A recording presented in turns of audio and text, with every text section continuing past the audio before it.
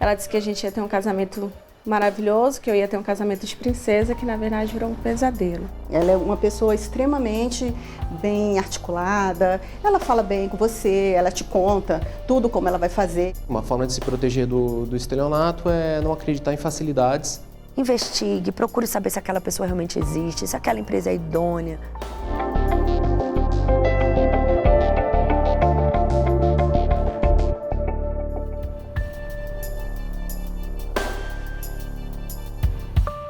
Nós havíamos contratado o serviço dela para nos servir um buffet de crepes e massas, que era para um evento de chá de fraldas, de 2 amigas grávidas, né? Pelo fato da gente ter contratado ela muito antes do evento, 3 meses antes, nós ficamos de stand-by, aguardando chegar o dia, a semana do evento, para cobrar se estava tudo bem, se estava tudo certo, porque como ela pediu o adiantamento, para a gente estava tudo bem, estava tudo certo, não precisava a gente correr atrás de mais nada. Na semana do evento, ela deu uma esfriada, não contatava mais a gente. Ela disse que a gente ia ter um casamento maravilhoso, que eu ia ter um casamento de princesa, que na verdade virou um pesadelo. Não tinha nada, não tinha salão, não tinha cerimonialista, não tinha um buffet. Na semana do casamento a gente praticamente só tinha a igreja e o meu vestido. Graças à minha família, nós conseguimos realizar o casamento e amigos que proporcionaram essa ajuda a gente, mas ela não realizou nada, simplesmente sumiu. Estelionato é você induzir alguém em erro para obter uma vantagem ilícita, basicamente é isso. Ele é um crime capitulado no Código Penal, um artigo bastante conhecido, 171. 171 é o artigo do Código Penal que descreve o estelionato. O crime consiste em obter para si ou para outrem vantagem ilícita, em prejuízo alheio, induzindo ou mantendo alguém em erro, mediante artifício ardil ou qualquer outro meio fraudulento. Ele é um crime considerado de não muito alto potencial ofensivo em geral. São golpes em que as pessoas obtêm vantagens financeiras.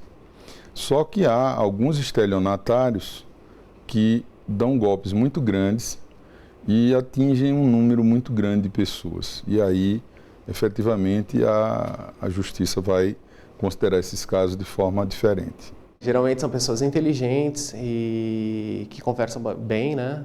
Bem aparentadas, com poder de convencimento bastante apurado.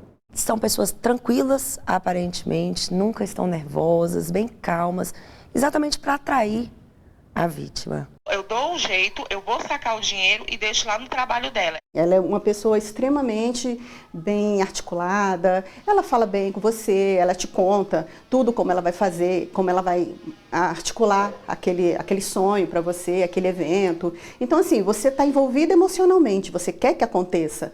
E aí, quando ela te conversa com você e te oferece toda aquela facilidade, aí você cai. Eu acho que todo mundo está sujeito, né? Vai depender ali do seu interesse e da vantagem oferecida para o estelionatário.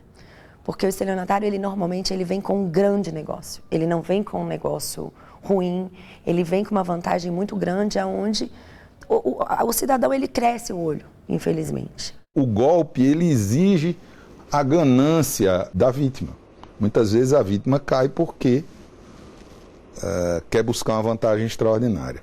Então, o estelionato, ele é um crime, ele é antiquíssimo, ele é um crime que diz um pouco sobre a natureza humana.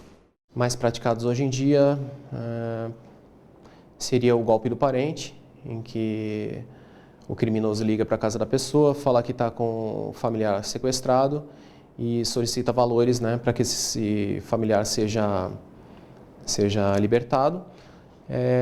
Parte da doutrina entende que, e algumas posições jurisprudenciais entendem que esse tipo de crime se trata de extorsão e não estelionato. Existe um outro crime que está bastante em evidência agora, que é o do cartão quebrado. Eles ligam para a casa da pessoa, falam que perguntam se ela está fazendo compras em um determinado estado, geralmente compras de alto valor. E aí falam que a pessoa acaba falando que não, eles pedem dados, confirmam dados dessa pessoa e pedem para que quebre o cartão, que o motoboy vai passar lá para retirar o cartão e após isso efetuam várias compras no comércio. E o terceiro golpe que tem crescido bastante seria o golpe do carro quebrado, em que eles realizam uma ligação telefônica para as pessoas, falam que é seu primo, seu tio, seu sobrinho. A pessoa acaba dando o nome do parente e a partir daí o golpe se desenvolve. Ele fala que está com o carro quebrado em um determinado lugar e solicita valores para que esse veículo seja consertado. Hoje tem-se aí muito comentado o estelionatário sentimental, né? Então, se ele tem acesso às suas informações, porque ele te estuda antes, ele vai exatamente naquele ponto da sua fragilidade. Então, dependendo da oferta do estelionatário, ele vai no ponto que quer te atingir. Essa vaga de recepcionista surgiu de ontem para hoje, que teve uma pessoa que desistiu. Meu vizinho perguntou se eu estava desempregado ainda, que ele estava com uma conhecida que tinha uma agência que contratava gente para poder trabalhar. Só que a gente tinha que pagar uma taxa. E dependendo do cargo, a gente tinha que pagar um valor X. Variava de R$200 a R$1.500. Aí eu conversei com ela no WhatsApp, ela pegou e falou assim, fulana, você vai ter que depositar um valor X porque surgiu uma vaga de imediato. Aí ela me pediu logo uma série de documentos para eu poder mandar foto para ela e fazer de imediato um depósito para a área que eu precisava, que eu ia ocupar, que no caso era de recepcionista.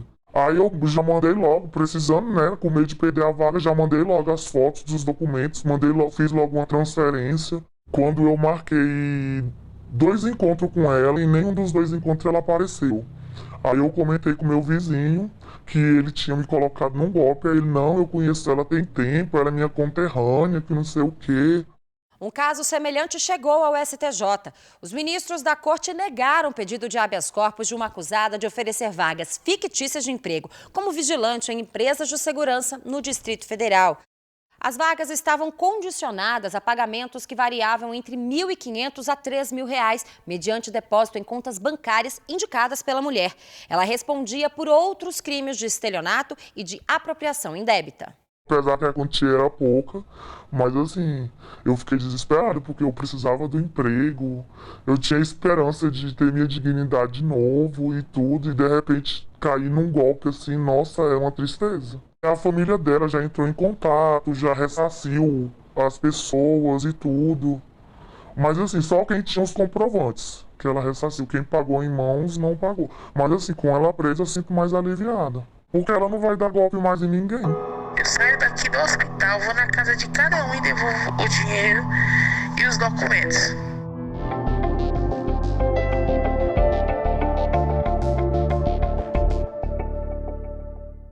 O mundo moderno gira em torno da velocidade da informação que precisa ser segura e confiável.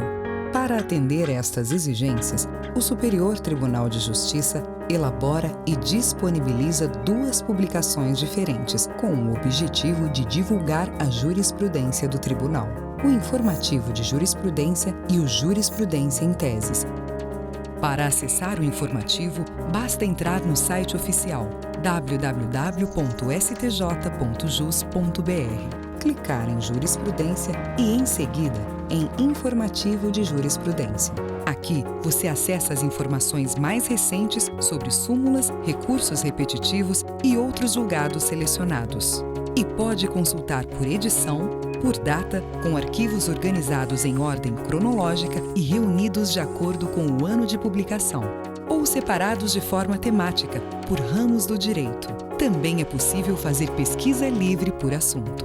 Outra publicação quinzenal do STJ é o Jurisprudência em Teses, um caderno temático elaborado a partir da análise de toda a base de acórdãos e decisões monocráticas do Tribunal, onde você encontra os entendimentos existentes no STJ sobre temas específicos selecionados de acordo com a relevância jurídica.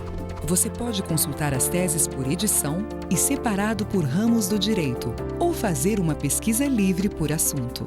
Fácil, rápido e eficiente. É a busca pela excelência no atendimento a você, cidadão brasileiro. Superior Tribunal de Justiça, o Tribunal da Cidadania.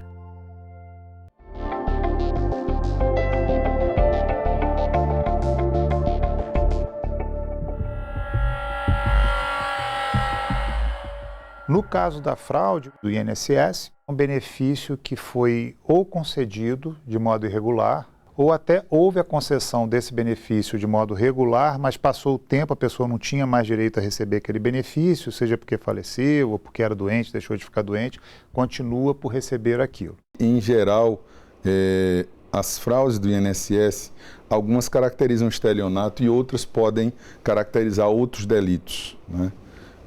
O estelionato, seja entre particulares, seja do particular contra o Estado, ele, dependendo da configuração que a coisa tome, ele pode evoluir para outros tipos penais mais graves. Se olharmos para o lado do Estado, aquele cidadão que apresenta documentos falsos junto ao INSS e consegue o benefício, percebe que existe uma fragilidade do Estado, onde não se verifica com afinco se aquele cidadão de fato é portador daquela doença temporária ou permanente, no caso da invalidez. E muitas vezes também, infelizmente, existe a corrupção. Existem servidores que ali dentro, recebendo alguma vantagem ilícita por fora, cadastram aquele cidadão que não preencheu os requisitos legais e ele consegue receber os benefícios. O outro problema que existe é o problema dos golpes, né? Então, o problema dos golpes, a forma mais fácil de se identificar é da seguinte maneira: alguém vai ligar para um aposentado, para um pensionista e afirmar o seguinte: você tem direito a receber não sei quantos R$1.000, mas para receber não sei quantos R$1.000 você precisa entregar para a gente R$1.000, R$2.000, R$500. Veja, se alguém está prometendo que o INSS vai pagar um tanto de dinheiro para a pessoa, mas para essa pessoa receber esse tanto de dinheiro do INSS vai ter que pagar alguém, isso já nega, já desliga o telefone, já se tiver um BINA, quando aparecer, já anota esse número, já passa para a polícia, né, para ter a investigação em cima disso, porque isso com certeza é fraude. O ministro Félix Fischer foi relator de um caso em que uma mulher foi denunciada por tentar obter salário maternidade usando documentos falsos, causando prejuízo ao INSS em Vitória, no Espírito Santo. A defesa queria a prescrição da pretensão punitiva do Estado, entendendo que o fato ocorreu em 2003 e a denúncia foi recebida em 2008. Para a defesa, o tempo teria prescrito, mas os ministros entenderam que não, porque a pretensão punitiva nesse caso prescreve em 12 anos, entre a data do fato e o recebimento da denúncia. Assim, o recurso ordinário em habeas corpus foi negado. Eu acho que o Estado tem capacidade e instrumentos mais eficazes do que o próprio cidadão. E ali, nesse momento da fraude contra o INSS, o prejudicado maior é o Estado.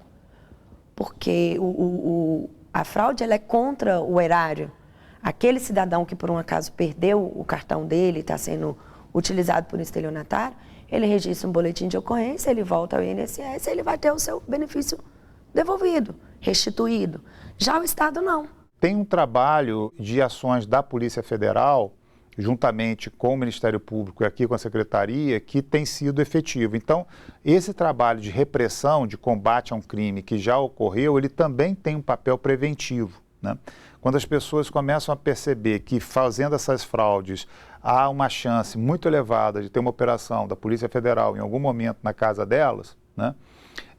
Acaba que isso também não só reprime o que já ocorreu, mas também previne crimes futuros que venham a acontecer. Então, essa ação, tanto do lado preventivo quanto do lado repressivo que ocorre, ela também contribui para que não haja crimes como ocorriam antes, que a gente via nos anos 90, né? Tinha um caso de pessoas que roubavam bilhões, né? Milhões, bilhões.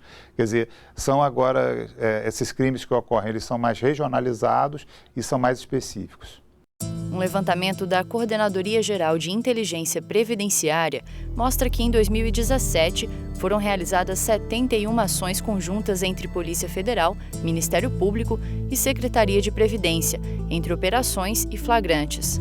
A estimativa de economia proporcionada àquelas mensalidades dos benefícios que seriam pagas caso continuassem ativos ultrapassa R$100 milhões.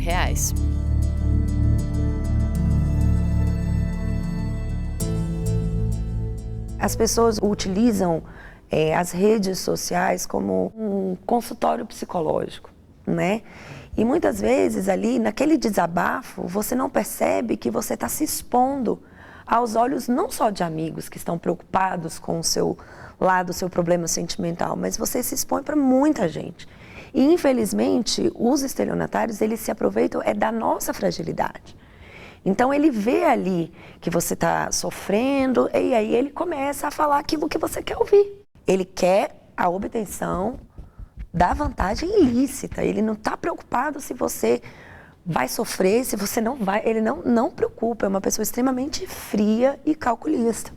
Porque lá da conta diz que saiu, só que não tem como eu enviar o comprovante que eu expliquei para ele que ele tá sem celular, para tirar a foto e mandar para ele. E ontem quando ele chegou tarde porque tá tendo inventário. Aí eu tô saindo para um evento, pede só para esperar que eu já mando. Eu não vou deixar ninguém na mão, como eu falei para você e falei para ela.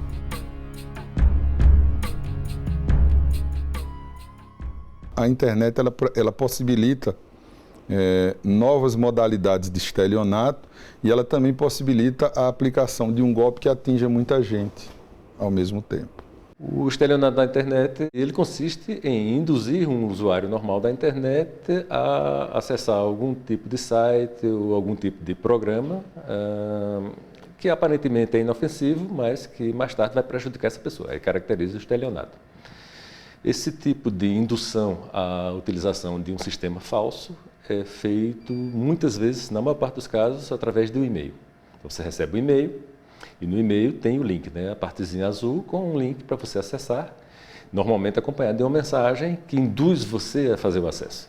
Geralmente são lojas falsas, né? Sites de lojas falsas, mas ele tem a mesma característica dos demais, né? Geralmente eles apresentam ali uma televisão, um site de uma loja famosa, com uma televisão vendida por um valor muito abaixo do mercado.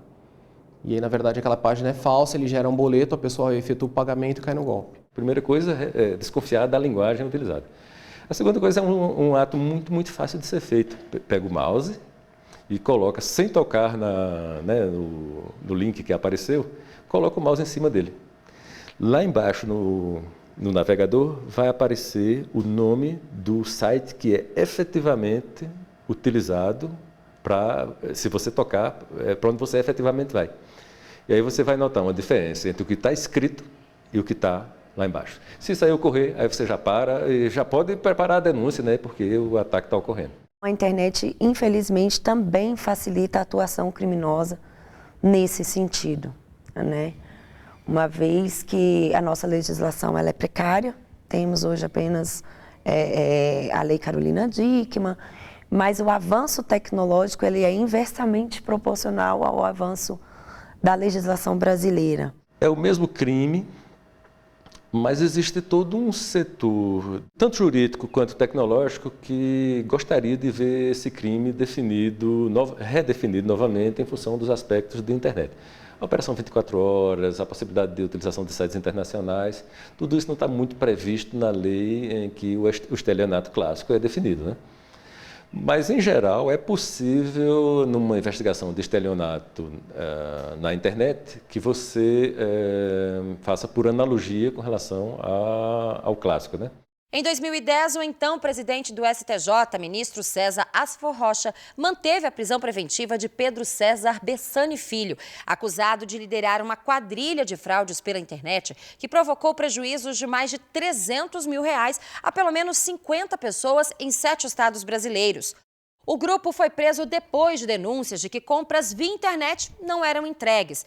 Na decisão, o ministro diz ser inegável o reflexo negativo perante a ordem pública, por ter atingido direta e indiretamente diversas pessoas que tiveram bens lesados. Os estelionatários eles têm uma inteligência muito além, né, do cotidiano. Alguns deles possuem conhecimento tecnológico muito bom.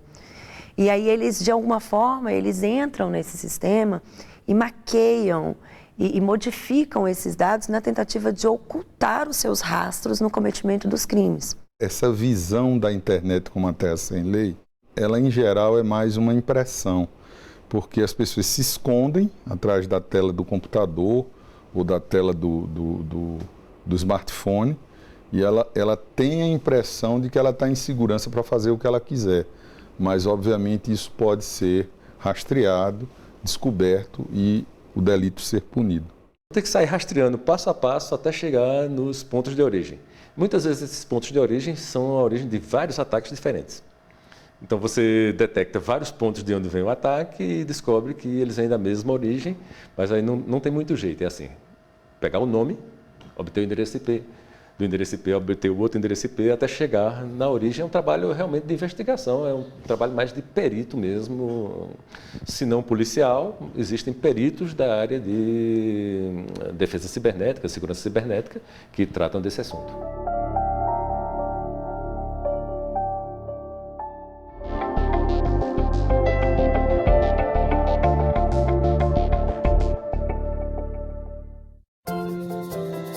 Informação precisa, segura, confiável e direto da fonte. Na página da Jurisprudência do Superior Tribunal de Justiça, você encontra tudo isso e muito mais. Para acessar, basta entrar no site oficial www.stj.jus.br e clicar em Jurisprudência. No link Legislação Aplicada, você encontra o entendimento do STJ sobre a aplicação de determinado dispositivo legal. Isso mesmo, aqui estão os dispositivos legais estudados e anotados com a jurisprudência mais recente do Tribunal. Já no índice remissivo dos recursos repetitivos estão todos os acórdãos dos recursos submetidos ao rito dos repetitivos que já tenham sido publicados. Organizados por ramos do direito, você também pode consultar em pesquisa livre. A página da Jurisprudência ainda oferece as súmulas anotadas do STJ com trechos transcritos de julgados do Tribunal. Você pode pesquisar por temas, pela ordem crescente ou decrescente dos números das súmulas ou por pesquisa livre. Fácil, rápido e eficiente. É a busca pela excelência no atendimento a você, cidadão brasileiro. Superior Tribunal de Justiça.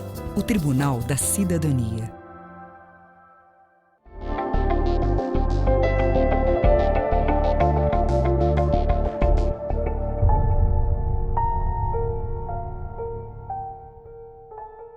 Duas semanas antes do casamento, que tinha a prévia da noiva que ela não apareceu com o fotógrafo. Foi quando eu falei com meu esposo, tem alguma coisa errada, porque ela não atende o telefone, o fotógrafo não apareceu.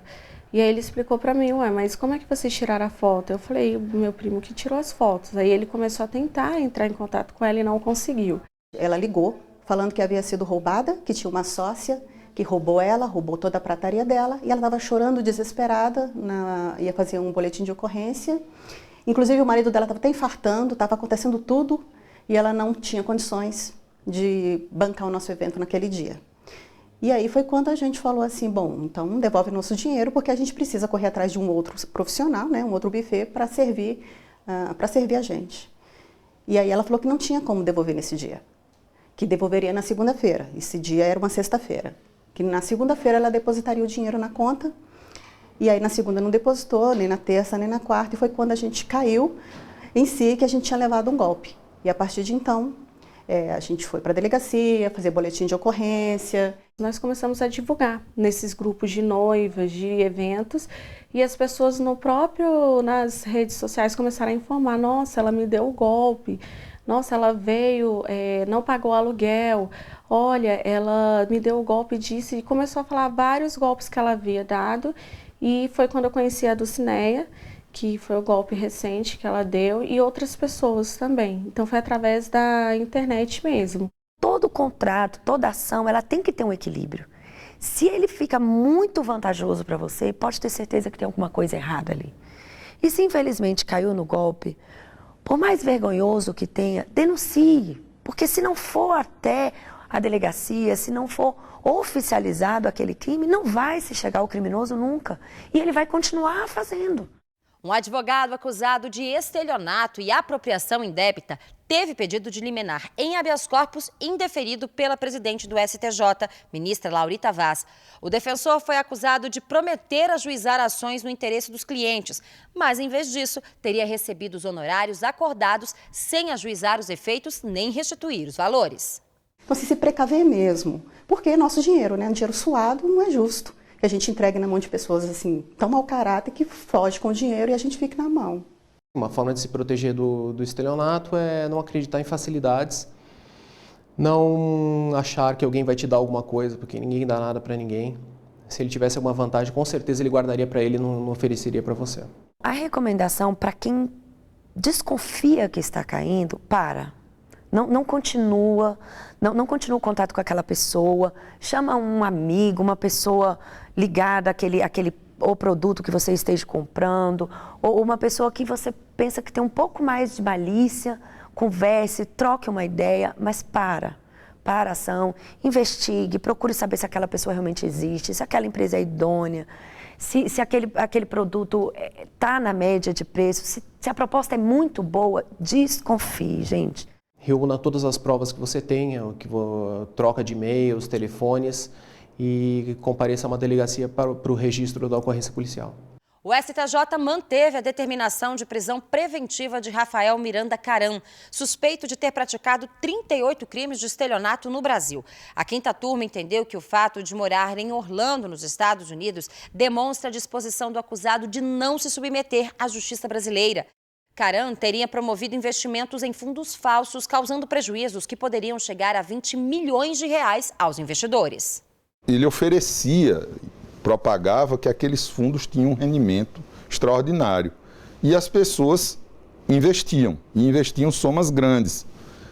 E ele, exatamente para poder captar mais, no primeiro mês ou nos primeiros meses, ele pagava aquela remuneração. Então chegava um ponto que ele não podia pagar mais e ele sumia com o dinheiro das pessoas. Ele lesou muitas pessoas, por isso que são 38 crimes. Então a melhor forma de trabalhar com isso é combater o crime que já existiu e precaver possíveis crimes que venham a ocorrer. Então a gente tem que trabalhar tanto do ponto de vista da repressão, ou seja, ocorreu alguma coisa, reprime aquilo, e da prevenção, evita acontecer. Se eu não estivesse na situação que eu estava com a minha filha doente, eu acho que eu deveria ter ido na rede social ou procurar alguma coisa, porque se digitar o nome aparece um monte de coisa. Uma colega minha que também caiu no golpe, ela pesquisou na internet e viu que tinha vários boletins de ocorrência dela. Mas a gente já tinha pagado, a gente estava precisando e tudo. Por pouco, a gente não fica na mão. E era uma festa surpresa para as moças grávidas, né? E assim, por pouco foi uma frustração total e acabou com o nosso evento naquele dia.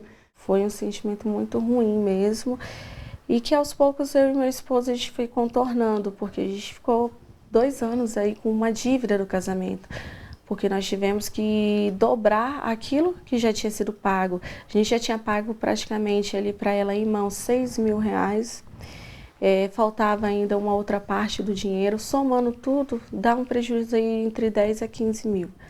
Então, graças a Deus, a gente não deu o dinheiro todo, só foi uma parte, mas já prejudicou muito.